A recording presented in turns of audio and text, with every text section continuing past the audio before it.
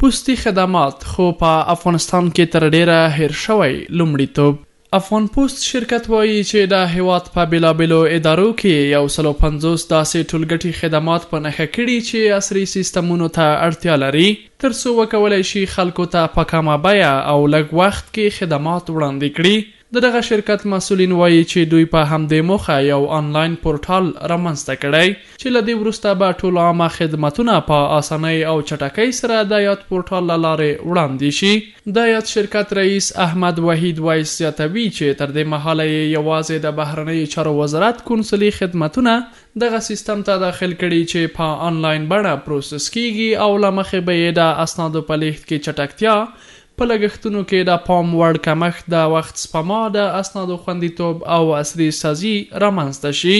پرونه پورتال هم سه افتتاح کړل. دا گنجایش د ټولو هغه ادارات سه خدمات عامه مختبیه گنجایش دیگه لري.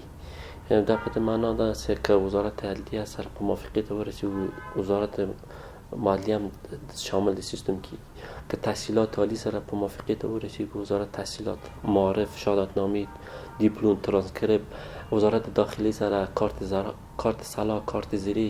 وایس دغه راز زیاتوي چې دوی له نورو ادارو سره هم خبرې روانې کړي ترڅو وکولای شي چې له دغه سیستم ګټه واخلي. ځکه د نوموړي په خبره که له دغه سیستم استفاده وشي خلکو ته به ډیره اسانتیا رامنځته شي. که دغه موږ پورتال نه استفاده وسی، موږ خدمات آنلاین استفاده وسی، خلک ته به ډیر اسانتیا راسي. مشخص به تاریخ ورکول کیږي، مشخص به خپل دفتر نه، خپل موبایل نه دغه سیستم ته به واردیږي. ټول مراحل د بانکداری او تعرفه او داشان به تاویلیږي. خو هم خلک بیا د دغه شرکت د کارونو په اړه بیلابیل نظرونه لري. ځینې وایي چې د دې ادارې کارونه د پخوا په پرتله چټک شوي او پر خپل وخت دوی ته خدمات وړاندې کوي. به خاطر پاسپورت آمده بودم در افغان پست، بعد بسیار وقت کم توانستم پاسپورت خود دریافت کنم. خو ځینې نور خلک بیا نیوکه کوي چې لا هم د افغان پست له لارې د دوی کارونه په ټاکلي وخت نه اجرا کیږي او د چارې دوی له ګڼو ستونزو سره مخ کړي دي.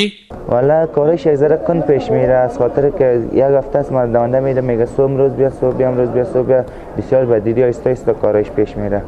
د یادونه ده چې افغان پست اداره اوس مهال د 433 پوستي خونو له لارې په افغانستان کې په کور دننه او بهرنیو هیوادونو کې د مهمو اسنادو د تبادله خدمات وړاندې کوي.